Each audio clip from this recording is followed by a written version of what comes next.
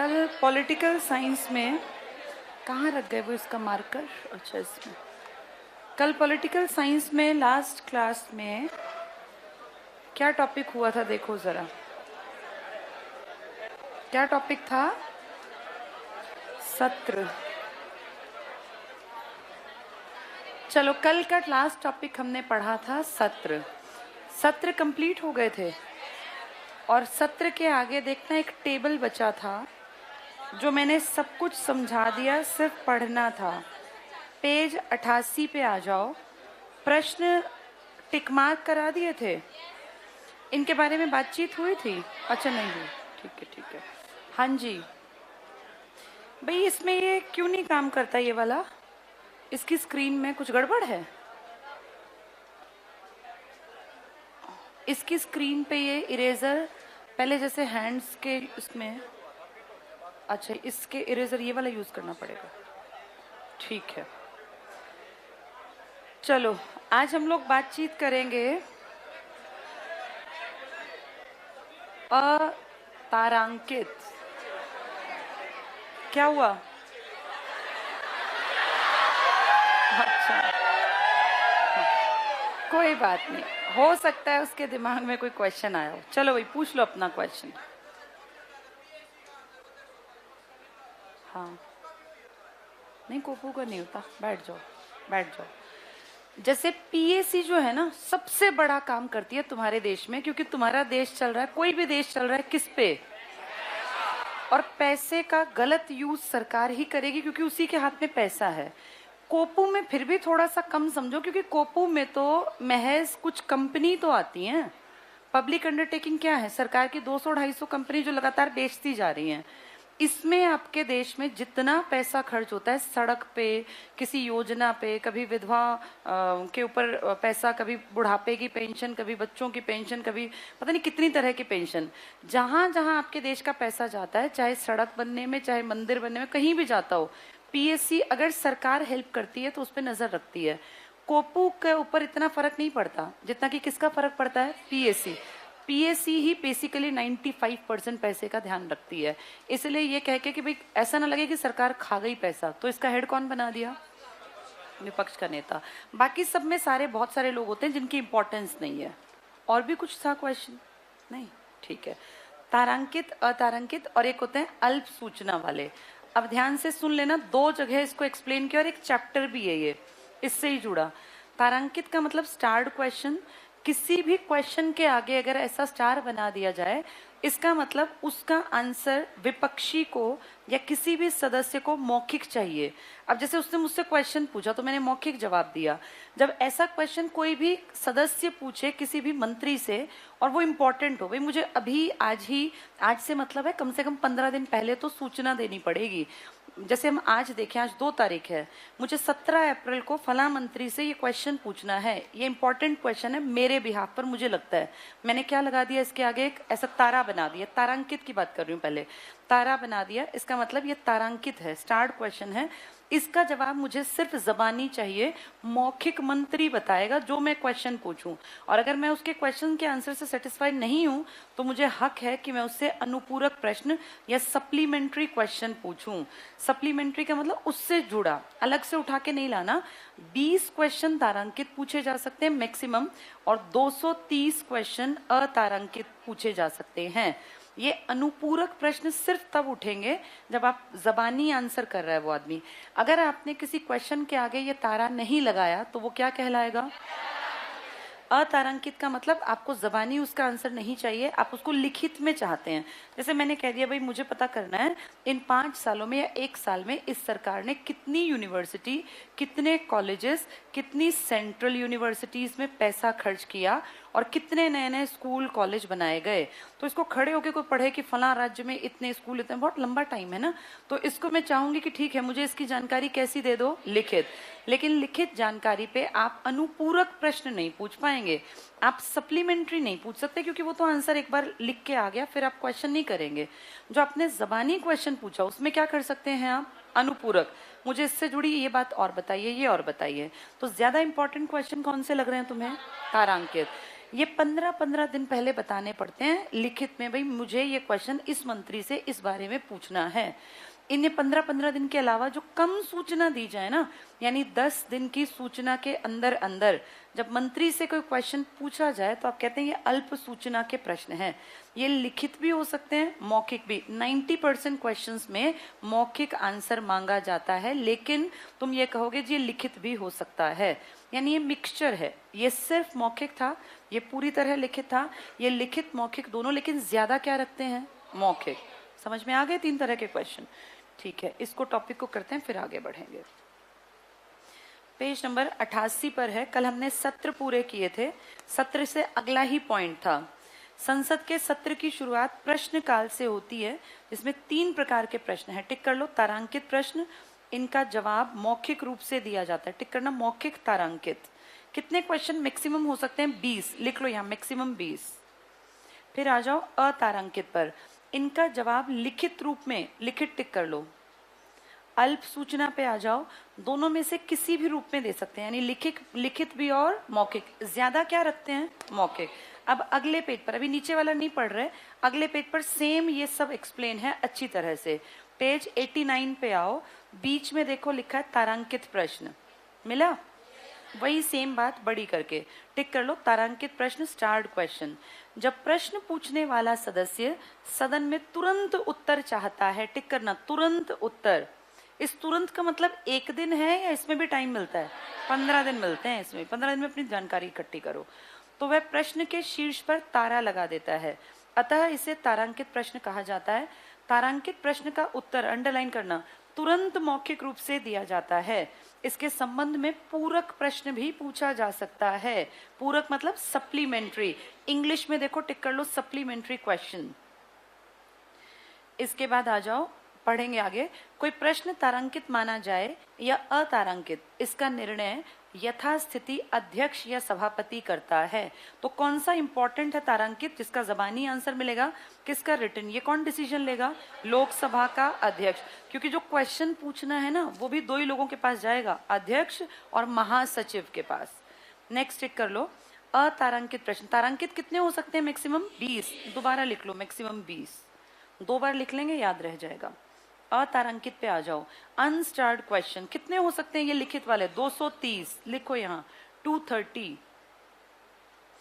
अतारांकित पढ़ना, जब प्रश्नकर्ता अपने प्रश्न का उत्तर तत्काल नहीं चाहता, टिक कर लो, तत्काल नहीं, तब वह प्रश्न के शीर्ष पर स्टार नहीं लगाता, उसे अतारांकित प्रश्न कहा जाता है। अतारांकित प्रश्न का उत्तर लिखित रूप में, टिक करना, उत्तर लिखित रूप में। इसमें पूरक प्रश्न नहीं पूछा जाता, ये भी टिक कर लो, पूरक प्रश्न नहीं।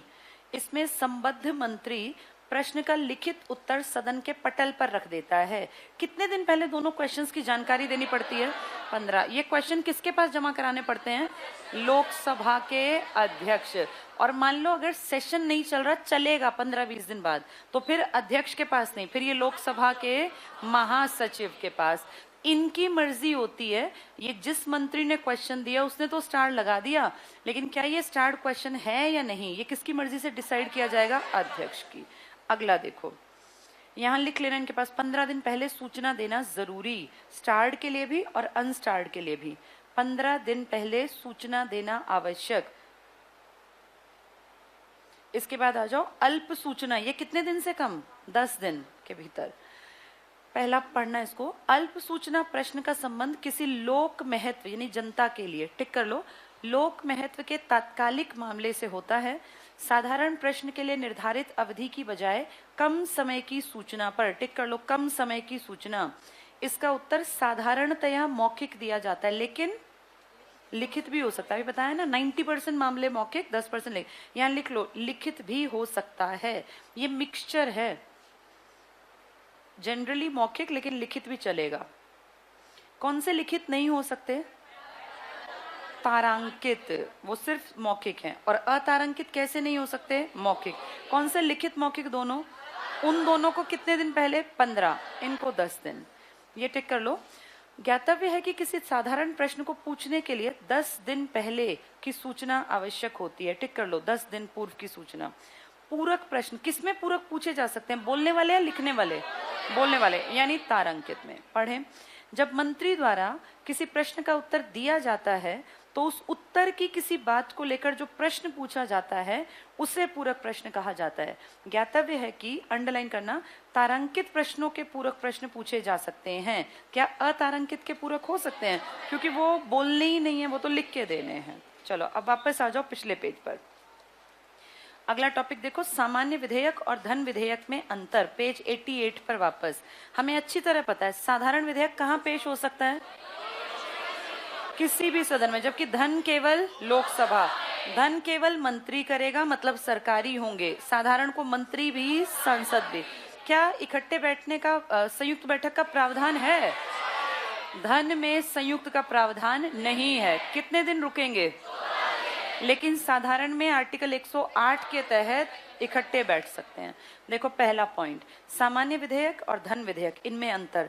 सामान्य विधेयक संसद के किसी भी सदन में, इसको टिक कर लो, किसी भी सदन, इसको अंडरलाइन कर लो, फिर पढ़ो, में पुनः स्थापित किया जा सकता है।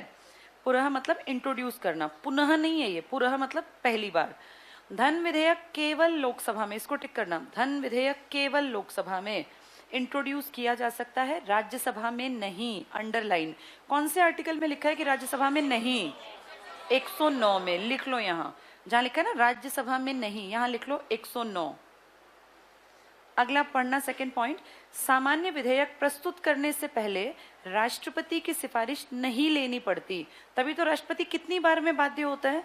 सेकंड बार में। लेकिन धन पे पहली बार में। इसके सामने देखो, धन विधेयक प्रस्तुत करने से पहले, अंडरलाइन कर लो, प्रस्तुत करने से पूर्व राष्ट्रपति की सिफारिश आवश्यक है। तो कॉमन सेंस की बात है कि पहली बार में बाध्य हो गया। नेक्स्ट पढ़ना, सामान्य विधेयक की स्थिति में, अंडरलाइन, राज्यसभा और लोकसभा को समान अधिकार प्राप्त हैं। धन विधेयक के लिए लोकसभा को संपूर्ण शक्ति प्राप्त है। राज्यसभा इसे केवल कितने दिन? 14 दिन तक रोक सकती है, और अगर नहीं पास किया तो पास मान लेंगे, और राष्ट्रपति भी मना नहीं करेगा क्योंकि उससे पहले पूछा था। नेक्स्ट टिक करना, संयुक्त बैठक का प्रावधान है किस विधेयक में? 108 लिख लो। यहाँ संयुक्त बैठक का प्रावधान नहीं है। सिर्फ कितने दिन का टाइम देंगे? 14 दिन का। अगला पढ़ लो, राष्ट्रपति इसे पुनर्विचार के लिए लौटा सकता है। लौटाया है कभी किसी ने पुनर्विचार के लिए? कितने सारों ने लौटाया? एपीजे सबसे बड़ा एग्जाम्पल तुम्हें बताया था।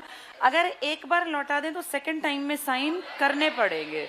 इसको लौटा सकता है धन को, इसको नहीं। टिक कर लो, राष्ट्रपति इसे स्वीकृति देने के लिए बाध्य है। क्यों बाध्य हुआ?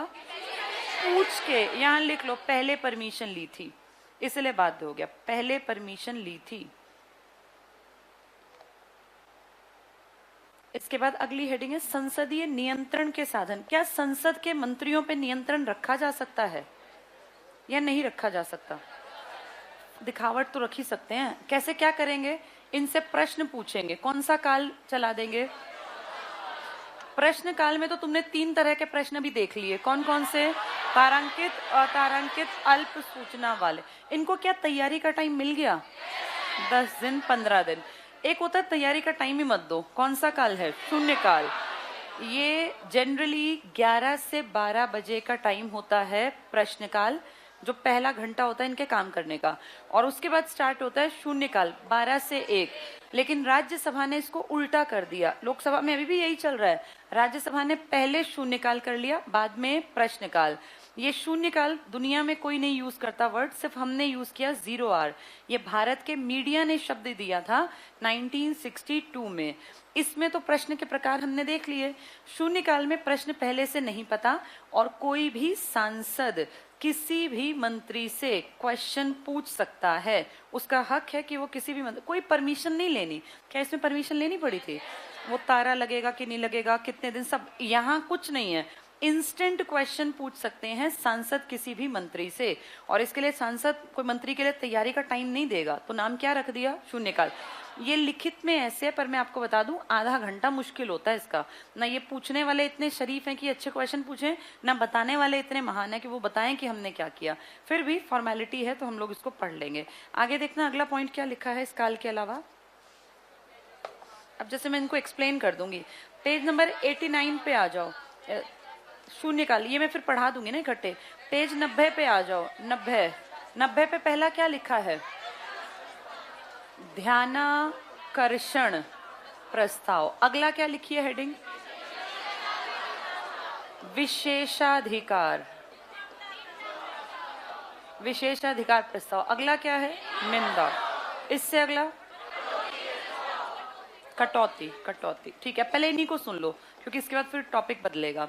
ध्यानाकर्षण का मतलब है जब हम किसी मंत्री का ध्यान आकर्षित करें कि भाई साहब जो आप काम कर रहे हो उसको रोक के, और मैं एक बहुत इंपॉर्टेंट बात कर रहा हूं या कर रही हूं जो लोक यानी जनता से संबंधित है, जनता से जुड़ा किसी मुद्दे पर, बहुत इंपॉर्टेंट मुद्दे पर हमें मंत्री का ध्यान अपनी तरफ अट्रैक्ट करना है, तो हम कहेंगे हम कौन सा प्रस्ताव लेके आए हैं? ध्यान आकर्षण। नाम से दिख रहा है ध्यान आकर्षण। किसी मुद्दे पर जिसपे मंत्री का ध्यान नहीं है, कोई सांसद करेगा। ये लोकसभा में ज्यादा की जाती है इस तरह की चीजें। अगला क्या लिखा है? किसी मंत्री ने ना झूठी खबर दे दी, झूठे आंकड़े पेश कर दिए, तो फिर उस कंडीशन में ये सांसदों का हक बनता है कि भाई इन्होंने विशेषाधिकार हमारा था कि हमसे झूठ ना बोला जाए, और इन्होंने झूठे आंकड़े पेश किए और हमें पता चल गया कि इनके आंकड़े झूठे हैं, तो जिस मंत्री ने ऐसा किया ना, हम उसको लाइमलाइट में लाएंगे। उसके लिए हम कौन सा अधिकार यूज कर लेंगे? ये हमारा विशेष अधिकार है कि हम सांसद हैं, हमें सच्ची बातें बताई जाएं। इस एक आदमी ने झूठी बताई और ये हमने पकड़ लिया, हमें पता है कि झूठ बोला, तो हम विशेषाधिकार प्रस्ताव ले आएंगे। सांसद लेके आते हैं मंत्री के खिलाफ। निंदा प्रस्ताव होता है कोई सरकार काम कर रही है, सरकार अच्छी चल रही है, हमें हटानी नहीं, लेकिन एक मंत्री ने गड़बड़ कर दी, उस एक मंत्री की बेइज्जती करना कह लो, निंदा करना कह लो, उसको फील कराएं कि देख तूने कितनी बड़ी गलती की, सारी मंत्रालय नहीं, तू तेरी एक की गलती, तो कौन सा ये लेके आएंगे? निंदा प्रस्ताव का आपको कारण बताना पड़ेगा कि इस मंत्री की हम क्यों निंदा का प्रस्ताव लाए हैं। तो कोई ठोस कारण हो तो निंदा प्रस्ताव लाना, नहीं तो प्रस्ताव मत लाना। आपके देश की पहली सरकार थी ना, नेहरू की सरकार, तब नेहरू की सरकार में एक मंत्री के खिलाफ ये प्रस्ताव लाया गया था। आजकल निंदा बाहर ही कर देते हैं, हम इसकी घोर निंदा करते हैं, प्रस्ताव कोई नहीं लाता। ये सुना होगा ना, हम घोर निंदा करते हैं। वैसे कायदे से प्रस्ताव लाया जाता है किसी एक आदमी पर, और अगर इसकी गलती फील हो ना इसको, तो मंत्री परिषद नहीं हटती, चाहे तो हट जाए, वैसे जरूरी नहीं है। अगला क्या लिखा है? बजट पढ़ा था हमने, बजट पेश किया, और बजट पे जो अपोजिशन वाले हैं इन्होंने कटौती प्रस्ताव रख दिया, मतलब बजट को एक तरह से नकार दिया, तो उस कंडीशन में देश की सरकार की बेइज्जती मानी जाती है, और कहते हैं कटौती प्रस्ताव अगर पारित हो गया तो सरकार को फिर हटना पड़ेगा। तो ये सब तरीके हैं किसको कंट्रोल में रखने के? सरकार को। इनको जल्दी से पढ़ेंगे। पेज नंबर 88 पर ही हम पढ़ना शुरू करते हैं। इन विधेयकों के नीचे संसदीय नियंत्रण के साधन, तो ये साधन क्या है, इसको तुम घर पे पढ़ लेना, मैं सिर्फ इसका एक आइडिया बता दूं। नीचे से तीसरी लाइन देखो, सब कुछ सेम बातें हैं जो अब तक समझाई हैं। विधायिका ये काम कई तरीकों से करती है, इसको अंडरलाइन कर लो। जैसे बहस करती है, थर्ड लास्ट लाइन, बहस, चर्चा करती है, कानूनों की स्वीकृति या अस्वीकृति करती है, वित्तीय नियंत्रण करती है, और अविश्वास प्रस्ताव लाती है। बहुत बहुत इंपॉर्टेंट, आगे पढ़ेंगे। पेज 89 पे आ जाओ। बहस और वाद विवाद, कौन किससे बहस कर सकता है? सबसे बड़ा बहस का मंच क्या है? लोकसभा। और इस बहस में कोई भी किसी भी प्रश्न पर, किसी भी मुद्दे पर प्रश्न पूछ सकता है, वही बता रहे हैं। कानून निर्माण करने की प्रक्रिया में विधायिका के सदस्यों को कार्यपालिका द्वारा बनाई गई नीतियों और उनके क्रियान्वयन के तरीकों पर बहस करने का अवसर मिलता है। विधेयकों पर चर्चा के अतिरिक्त सदन में सामान्य वाद विवाद के दौरान भी विधायिका को कार्यपालिका पर नियंत्रण करने का अवसर मिल सकता है। इसमें पहला अंडरलाइन कर लो, प्रश्नकाल। इसमें प्रश्न डिसाइडेड होंगे या नहीं होंगे? होंगे। 3 तरह के, कौन कौन से? तारांकित, अतारांकित, अल्प सूचना वाले। टिक करना। सामान्यतया प्रतिदिन संसद के दोनों सदनों की बैठक के पश्चात कार्यवाही का पहला घंटा, टिक कर लो। अब राज्यसभा ने इसको दूसरा घंटा बना दिया, लेकिन उसके वहां इतना इंपॉर्टेंट नहीं, इंपॉर्टेंट है ही लोकसभा का, ये अंडरलाइन रखना। 11 से 12 बजे प्रश्नकाल होता है। संसद के अधिवेशन के समय प्रतिदिन प्रश्नकाल आता है, जिसमें मंत्रियों को सदस्यों के तीखे प्रश्नों का जवाब देना पड़ता है। प्रश्नकाल सरकार की कार्यपालिका और सरकार की प्रशासकीय एजेंसियों पर निगरानी रखने का सबसे प्रभावी तरीका है। तो सरकार पे नजर रखने का सबसे बढ़िया तरीका क्या है? ये प्रश्न कौन पूछेंगे? विपक्षी, अगर वो मजबूत हैं। आगे पढ़ना। संसद के सदस्यों ने प्रश्नकाल में गहरी रुचि दिखाई है और इस समय सदन में सबसे ज्यादा उपस्थिति रहती है। मंत्री वैसे तो छुट्टी मारते हैं, किस दिन पहुंच जाते हैं? प्रश्नकाल, हम भी प्रश्न पूछेंगे। इस प्रश्नकाल को कभी कभी नहीं भी किया जा सकता, जैसे जब आपका बजट रखा जाएगा ना, बजट सत्र के पहले दिन कोई प्रश्न नहीं पूछेगा। ये नहीं कि बजट रखा आज ही बता कैसे रखा, बता कितने रुपए देगा, ऐसे नहीं पूछना। एक दिन उसको प्रश्न रखने दो, उसको बजट, उसके बाद प्रश्नकाल। पहला, जिस दिन राष्ट्रपति अभिभाषण देगा, क्या तुम जानते हो राष्ट्रपति अभिभाषण देता है? यानी राष्ट्रपति का पहला भाषण लोकसभा गठित होने के बाद या साल की शुरुआत में। इसका अभिभाषण ये खुद नहीं लिखता, इसका अभिभाषण लिखती है मंत्री परिषद। यानी देखो बेचारे को बोल भी वो रहा है जो मंत्री लिख के दे रहे हैं। और तुम सब जानते हो मंत्री तो आधे अनपढ़ हैं, तो कौन लिख के देता होगा? ये आईएएस अफसर लिख के देते हैं, इनको तो पढ़ना मात्र होता है। जिस दिन मंत्री ये राष्ट्रपति अभिभाषण देना, उस दिन प्रश्न मत करने लगना, कहीं आपस में ही लड़ने लग जाओ। जब ये भाषण देता हो तो चुपचाप रहना। कौन सा काल नहीं होगा? प्रश्नकाल। तीसरा, जब भी लोकसभा की फर्स्ट बैठक होगी, मान लो अभी बनी है इसी साल और पहली बैठक, तब किससे प्रश्न पूछोगे? उनको काम तो करने दो। पहले दिन आके बैठे हैं वो पहली बार और तुम कह रहे बता कितने साल रहेगा, तो आराम से बैठा रहने दे इसको, पहले इसको काम करने दे, फिर पूछ लेना। इन दिनों पे आप इनसे कोई प्रश्न नहीं पूछोगे। ये 3 बातें ऊपर लिख लो, थोड़ी ढंग की भाषा में लिखो। जब प्रश्नकाल नहीं होता, लिखो पहला, बजट वाले दिन, बजट पेश करने वाले दिन प्रश्नकाल नहीं होता। 3 कंडीशन लिख लो। पहली, बजट पेश करने वाले दिन। दूसरा, राष्ट्रपति के अभिभाषण वाले दिन, राष्ट्रपति के अभिभाषण वाले दिन। तीसरा, नई लोकसभा के गठन के बाद पहली बैठक में, नई लोकसभा के गठन के बाद पहली बैठक में, क्योंकि काम ही नहीं किया, पहले दिन आया, पहले दिन थोड़ी क्वेश्चन पूछ लोगे। नई लोकसभा के गठन के बाद फर्स्ट बैठक में प्रश्नकाल नहीं होता। तीनों बातें समझ में आ गई? सैटरडे संडे को भी प्रश्नकाल नहीं होता क्योंकि वो छुट्टी के दिन होते हैं, लिख लो। सैटरडे संडे भी प्रश्नकाल नहीं। तो ये तो एक्स्ट्रा में। 3 कब कब प्रश्नकाल नहीं करना? बजट पेश हो तो मत बोलना, राष्ट्रपति भाषण दे तो मत बोलना, और नई लोकसभा की पहली बैठक में क्वेश्चन मत करना। ठीक है, अब आगे आ जाओ। तारांकित प्रश्न, ये तो मैंने पढ़ा दिया ना पूरक तक। शून्यकाल पे आ जाओ। संसद के दोनों सदनों में प्रश्नकाल के तुरंत बाद टिक कर लो। अब राज्यसभा में पहला घंटा है, वैसे बाद का होता है। प्रश्नकाल के तुरंत बाद के 1 घंटे का समय शून्यकाल कहा जाता है।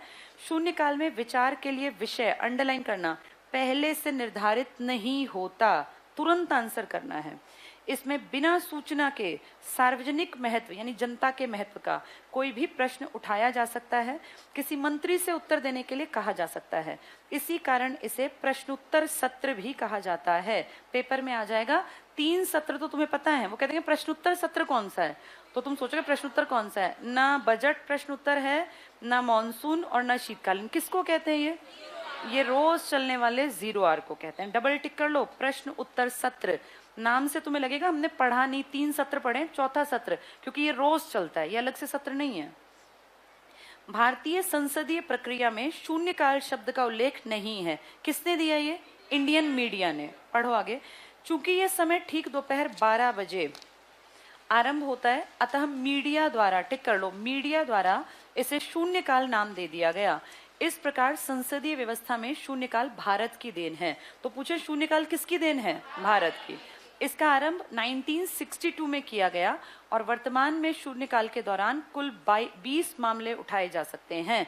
कुछ ऐसा 20 हमने कहाँ भी पढ़ा था, तारांकित भी 20 ही थे, लेकिन उनकी सूचना 15 दिन पहले, इनका नहीं पता किसी को। अगला है ध्यानाकर्षण प्रस्ताव। मैंने बताया ना अभी, ये बता दिया ध्यानाकर्षण। ठीक है, टिक कर लो।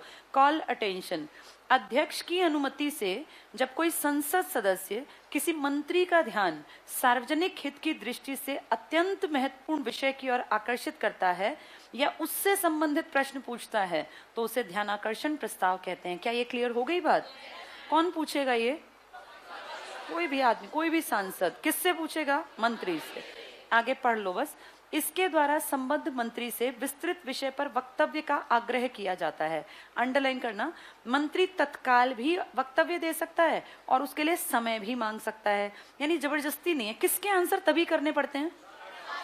शून्य काल के, तारांकित के भी 15 दिन पहले, शून्य काल के बस। ये चाहे तो तभी बता दे या समय मांग ले, टिक कर लो। ये संसदीय प्रक्रिया में शून्य काल के समान ही ध्यानाकर्षण प्रस्ताव की संकल्पना भी भारत की ही देन है। 54 में अस्तित्व में आई। तो दो चीजें तुम्हारी देन है, कौन कौन सी? शून्य काल और ध्यानाकर्षण प्रस्ताव। जबरदस्ती अभी आंसर बताया, बाद में बता सकता है, बाद में उसकी मर्जी है। नेक्स्ट पढ़ना, विशेषाधिकार प्रस्ताव। कौन झूठ बोल दे? कोई मंत्री, तो सांसद कहेंगे भाई हमारा इसने विशेष अधिकार का उल्लंघन किया। प्रिविलेज मोशन, यदि किसी ने तथ्यों को छिपाकर, टिक कर लो, तथ्यों को छिपाकर या गलत जानकारी देकर संसद के किसी सदन या उसके सदस्यों के विशेष अधिकार का हनन किया है तो संसद का कोई भी सदस्य मंत्री के खिलाफ विशेष अधिकार प्रस्ताव रख सकता है। इसका उद्देश्य संबंधित मंत्री की निंदा करना है। भाई तूने गलत पावर का यूज किया और हम सबके विशेष अधिकार का हनन किया झूठी जानकारी देके। ये मंत्री को हटाने के लिए नहीं है, निंदा करने के लिए। नेक्स्ट पे आ जाओ, निंदा प्रस्ताव। निंदा प्रस्ताव का टारगेट सरकार गिराना है या किसी एक की निंदा करना? एक की निंदा करना, टिक करना। ये प्रस्ताव केवल निम्न सदन लोकसभा में, क्या विशेषाधिकार प्रस्ताव राज्यसभा में भी आ सकता है? बिल्कुल, इसलिए तो दो बनाने पड़े, दोनों का काम निंदा है, टिक करना। केवल निम्न सदन लोकसभा में ये सरकार की नीतियों या किसी काम की आलोचना करने के लिए विपक्षी दल के सदस्यों द्वारा किसी मंत्री विशेष या शासन के विरुद्ध निंदा प्रस्ताव रखा जाता है। इसके प्रस्तुत करने के लिए कोई विशेष कारण या आधार बताना आवश्यक होता है। मंत्री की निंदा करोगे तो कारण तो होगा, ये थोड़ी खड़ा हो जा तेरी निंदा करेंगे, कुछ बता तो दो क्यों निंदा करोगे, मैंने क्या किया है। तो टिक कर लो, आधार बताना आवश्यक है। लेकिन ये आधार पता है अविश्वास में नहीं बताना पड़ता, वहां नहीं बताना पड़ता हम क्यों इसके लिए लाए हैं अविश्वास, इसलिए टिक करा रही हूँ कि आधार वहां नहीं पूछेंगे। निंदा प्रस्ताव के पारित हो जाने पर सरकार को सदन में बहुमत सिद्ध करना आवश्यक हो जाता है। अगर निंदा प्रस्ताव पारित हो गया तो या तो वो आदमी अपनी सीट छोड़ दे, नहीं तो बहुमत सिद्ध कर दो, बैठा रहे। इसका टारगेट हटाना नहीं था। नेक्स्ट, कटौती प्रस्ताव। कटौती में किसकी बेइज्जती की जा सकती है? सरकार की। बजट में कह दो कटौती प्रस्ताव। बजट की मांगों में कटौती हेतु रखे गए प्रस्ताव को कटौती प्रस्ताव कहते हैं। लोकसभा में कटौती प्रस्ताव पारित होने का मतलब है सरकार के प्रति अविश्वास। अतः लोकसभा में कटौती प्रस्ताव पास हो जाने पर सरकार को त्यागपत्र देना पड़ता है। फिर तो कोई भी ले आए कटौती प्रस्ताव, ला सकते हैं, लेकिन कब लाओगे? जब तुम्हें पता हो कि हमारे बैक में इतने लोग हैं कि इस सरकार को गिरा सके। एग्जाम्पल देखो, अभी बजट लाए ये बीजेपी वाले, तो बीजेपी के बजट को क्यों नहीं कटौती प्रस्ताव ले आई कांग्रेस? क्योंकि उसके बाद ये भी तो दिखाना पड़ेगा ना कि इनके खिलाफ है। जितने ये 303 अपने और 50 वैसे 353 आदमी लेके जो बैठे हैं, ये कितने ही हाथ पैर मार लो, टोटल मिला के 100 के आसपास भी नहीं पहुंच पाए थे। 91 92 थे ना सब मिला के, इनमें इनके सहयोगी भी आ गए, ये भी आ गए। तो सिर्फ प्रस्ताव लाना नहीं होता, प्रस्ताव को पारित, लाइन पढ़ के देखो, प्रस्ताव पारित होगा तो बात बनेगी, प्रस्ताव तो कोई ले आएगा। ये दोबारा पढ़ के देखो, लोकसभा में कटौती प्रस्ताव पास हो जाने पर सरकार को त्यागपत्र देना पड़ता है। कटौती प्रस्ताव लाने से बेइज्जती किसकी होगी? सरकार की तब होगी जब पारित हुआ, और पारित नहीं हुआ तो किसकी बेइज्जती हुई? जो लाया, कि देख लिया, कोशिश करके देख ली। पीछे याद है कांग्रेस के राहुल गांधी कह रहे थे कि बीजेपी के खिलाफ अविश्वास लाएं, तो सब हंस रहे थे, पागल हो गया कि अविश्वास लागे, किससे कहलवाएगा कि विश्वास नहीं है? 353 आदमी लेके बैठा है, एक भी नहीं कहेगा इनमें से कि नहीं है, फिर कहां से क्या करेगा? 272 के बाद तो कंडीशन पूरी, तो ये बेइज्जती होती है। अगर आपके पास ना हो ना विपक्ष ताकतवर, तो ऐसे काम नहीं करने, इसलिए तो आपको पता ही नहीं है, बातें यूज ही नहीं करते हम। नेक्स्ट देखो, कटौती प्रस्ताव को स्वीकृति देना पीठासीन अधिकारी के विवेक पर निर्भर है। इसके बाद ये तो तुमसे नहीं पूछेंगे, अविश्वास पे आ जाओ। अविश्वास का मतलब क्या होता है? भाई हमें सरकार पे विश्वास नहीं है, ये कौन बोल सकता है? विपक्ष बोल सकता है। इसको ध्यान से समझना, लोकसभा में सरकार बहुमत लेकर आती है तभी सरकार बनाती है। बहुमत का मतलब होता है 543 में से कितनी सीटें कम से कम हो? 272 प्लस, तो मैंने 273 लिख दिया, प्लस में 1 मान लिया। इतनी सीटें हो तो इसका मतलब आप बहुमत में हैं और आप क्या बना सकते हैं? सरकार। इमेजिन करो किसी को 273 ही मिली हैं, तो इसके 10 आदमी तोड़ना तो बड़ी बात नहीं है ना। इसके 10 आदमी तोड़ लें रातों रात पैसा खिला के, और फिर कह दें सरकार ठीक काम नहीं कर रही, इसके खिलाफ हम क्या पेश करने वाले हैं? अविश्वास। तो ठीक है, अविश्वास प्रस्ताव लाया जाएगा। लोकसभा का अध्यक्ष कहेगा ठीक है भाई, अविश्वास आ गया, आप प्रूव कीजिए कि सरकार जो है कि भाई हम जो है विश्वास मत ले सकते हैं, तो उस कंडीशन में 10 निकलते ही ये कितने पे आके अटक गए? अब क्या ये सरकार में रह पाएंगे? नहीं। ऐसा तब किया जाता है जब विपक्षी लगभग आसपास में हो। जैसे अगर मान लीजिए 273 इनके थे और 250 उनके थे, नंबर तो इनका आया सरकार बनाने में, लेकिन इनके आदमी तोड़ने के करीब कौन बैठे हुए हैं? 250 वाले। वो 10 20 30 को तो आराम से तोड़ लेंगे। उस कंडीशन में अगर इन्होंने इनके 10 भी तोड़ लिए, हमारी बेशक ना बने सरकार, लेकिन इसके खिलाफ हम क्या ले आएंगे? अविश्वास। अविश्वास लाने के लिए आपका अपना एक स्टैंड मजबूत होना चाहिए। आप 50 आदमी लेके कह रहे हैं कि हम इनके खिलाफ अविश्वास, इनके पास कितने हैं? 353। कुछ भी कर लो, अविश्वास आप पारित ही नहीं करा पाओगे। कई बार ऐसा होता है अविश्वास आ भी जाता है। एक आपका पीएम हट गया था, क्या नाम था उनका? वीपी सिंह की सरकार हटी थी क्योंकि ये असली के बहुमत वाले नहीं थे।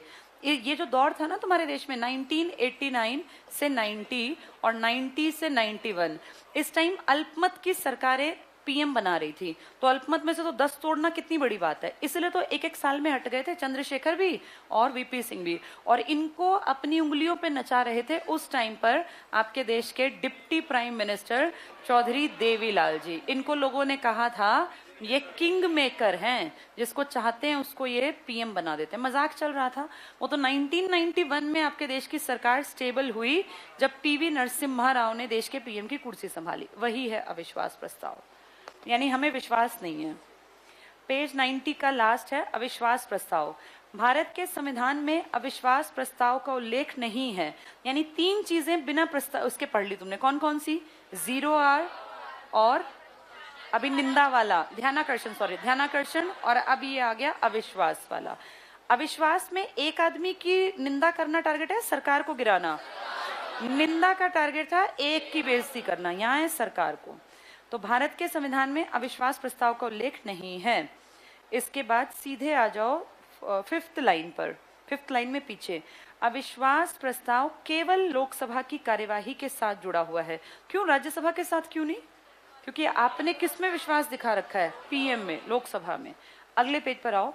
लोकसभा के कम से कम 50 सदस्यों द्वारा अविश्वास प्रस्ताव का अनुसमर्थन आवश्यक है, यानी 50 लोग कहें कि हाँ हम समझते हैं, इनके खिलाफ ले आओ, ये सदस्य साइन कर दें। इसे प्रस्तुत करने के लिए ये टिक करना, कोई विशेष कारण या आधार बताना आवश्यक नहीं है। किसके लिए आधार जरूरी था? निंदा, वो एक आदमी की करनी थी। ये सरकार को हटाना है तो आधार की जरूरत नहीं है, बस ये प्रूफ करना पड़ता है। इस प्रस्ताव के द्वारा मंत्री परिषद में अविश्वास प्रकट किया जाता है। इसके बाद 3 लाइन छोड़ के तीसरी बल्कि लाइन पीछे टिक करना, अध्यक्ष उसे लोकसभा में मतदान के लिए रखता है। यदि लोकसभा में प्रस्ताव पारित हो जाता है तो मंत्री परिषद को त्यागपत्र देना पड़ता है। तो पूरी मंत्री परिषद हट जाएगी अगर क्या पारित करवा दिया? अविश्वास। कौन किसकी मंत्री परिषद हटी थी? वीपी सिंह की। कितने लोगों के शुरू में साइन चाहिए? और अगर वो बहुमत नहीं सिद्ध कर पाता तो उसे सरकार से इस्तीफा सबको देना पड़ेगा, पूरी सरकार हटेगी। नेक्स्ट टिक करना, सबसे पहले अविश्वास प्रस्ताव जवाहरलाल नेहरू मंत्री परिषद के विरुद्ध 1963 में आचार्य कृपलानी। कौन है ये आचार्य कृपलानी? ये जेबी कृपलानी है। सुचेता कृपलानी का नाम सुना है? उनके हस्बैंड ही तो हैं ये, लिख लो यहाँ, जेबी कृपलानी। और अगर तुम्हें याद हो, जेबी कृपलानी जब भारत आजाद हुआ तो कांग्रेस के अध्यक्ष थे, आजादी के बाद बने थे राजेंद्र प्रसाद। लिख लो यहाँ, जेबी कृपलानी। वही आचार्य है पढ़ाई के कारण। और क्या लिखोगे? भारत की आजादी के समय कांग्रेस के अध्यक्ष थे ये। इनकी कृपा से हम आजाद हुए थे, मैंने पहले बताया भी हुआ है तुम लोगों को कई बार। कृपलानी। आगे पढ़ो। तो यह अविश्वास प्रस्ताव लाया गया जो गिर गया। अब तक लोकसभा में 27 बार अविश्वास, सिर्फ पढ़ लो, प्रस्ताव रखा गया। 26 बार प्रस्ताव पास नहीं हो पाया। टिक करना ये। एक बार 1978 में प्रधानमंत्री मोरारजी देसाई ने प्रस्ताव पास होने से पहले त्यागपत्र दे दिया। यहाँ नीचे अपने आप लिख लो, वीपी सिंह की सरकार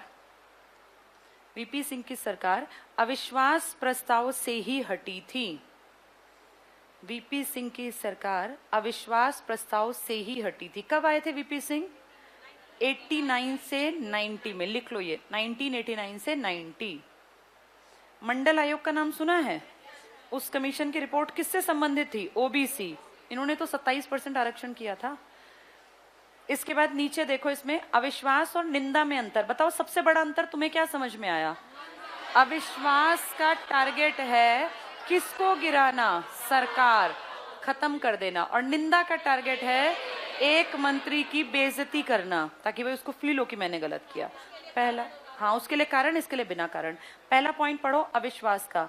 लोकसभा में इसे प्रस्तुत करने का कारण बताना आवश्यक नहीं, अंडरलाइन कर लो, कारण आवश्यक नहीं।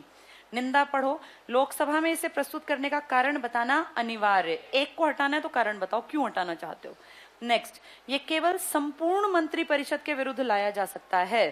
ये किसी एक मंत्री या मंत्रियों के समूह या पूरे मंत्री परिषद के विरुद्ध भी लाया जा सकता है, लेकिन इसमें हटाने का टारगेट नहीं होता।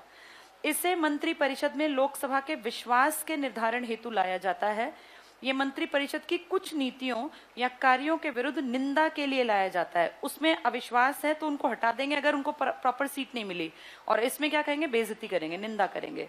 इसके लोकसभा में पारित हो जाने के बाद परिषद को त्यागपत्र देना ही पड़ता है। किसके पारित होने के बाद? अविश्वास। दूसरा पढ़ लो, यदि लोकसभा में पारित हो जाए निंदा प्रस्ताव तो मंत्री परिषद को त्यागपत्र देना आवश्यक नहीं है। क्या ये टारगेट त्यागपत्र को लेके नहीं, ये सिर्फ निंदा करनी है। इसके बाद विश्वास प्रस्ताव पे आ जाओ। अविश्वास क्या था भाई? हमें इस सरकार को गिराना है ना।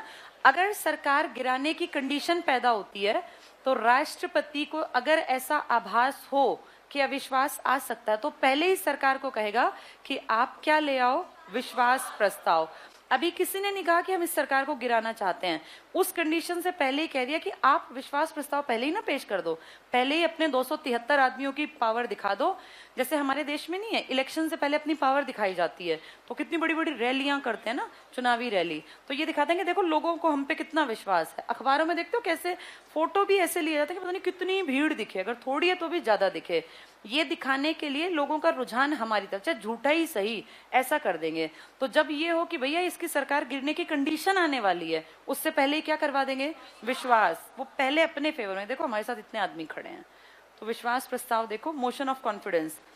शून्यकाल के समान ही विश्वास प्रस्ताव भी भारतीय संसदीय व्यवस्था की देन है, क्योंकि संसदीय व्यवस्था के अंतर्गत सिर्फ अविश्वास प्रस्ताव का ही प्रावधान होता है। टिक कर लो, संसदीय में अविश्वास है, ये हमने अपने आप पैदा कर लिया कि भाई विश्वास भी होगा। विश्वास प्रस्ताव प्रधानमंत्री अथवा मंत्री परिषद के किसी सदस्य द्वारा लाया जाता है। जब राष्ट्रपति को इस बात का संदेह होता है कि प्रधानमंत्री को लोकसभा में बहुमत प्राप्त नहीं है तो वो उससे विश्वास प्रस्ताव लाने के लिए कहता है। ये वैसे ही होगा कि भाई मेरे ऊपर ब्लेम आए उससे पहले ही मैं प्रूव कर दूं कि मैं साफ हूं, मेरे साथ कोई दिक्कत नहीं है। लास्ट में आ जाओ, 2-3 रह गए। क्या क्या है? पहला धन्यवाद प्रस्ताव, अगला निंदा दोबारा, वो वही सेम है। और क्या है? कंगारू क्लोजर और काम रोको। ठीक है, 2 रह गए बस, कंगारू क्लोजर और काम रोको। सुन लो फिर, बहुत आसान है, कुछ नहीं है। धन्यवाद में किसका धन्यवाद करेंगे? कॉमन सेंस लगाओ। सरकार कभी भी किसी का धन्यवाद नहीं करेगी, ना ये करेंगे विपक्षी, ये आपस में एक दूसरे से चिढ़ते हैं। ये धन्यवाद सिर्फ एक आदमी का करेंगे, राष्ट्रपति का। और राष्ट्रपति का धन्यवाद कब करेंगे? अभिभाषण दे जाएगा ना, फिर कहेंगे जी हम तो बहुत बहुत धन्यवाद देते हैं, आपने बड़ा अच्छा भाषण दिया जो हमने ही लिखा था, और लिखा तो इन्होंने ही था अपने आप लिख के। कंगारू क्लोजर क्या है? कभी कभी टाइम पूरा हो गया, मान लो 20 दिन का सत्र था, सत्र खत्म होने वाला है, आज लास्ट डे था और लास्ट डे के रात के 12 बज गए, इसको खत्म करना है ना फाइनली।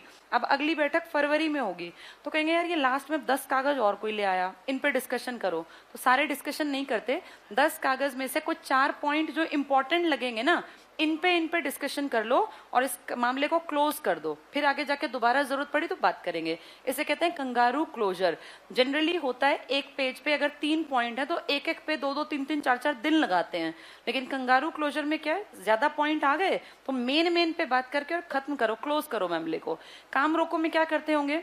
कोई भी काम रोक दो, पहले हमारी बात सुनो, जैसे कार्य स्थगन है, भाई काम रोक दो, इस तरह के तीनों।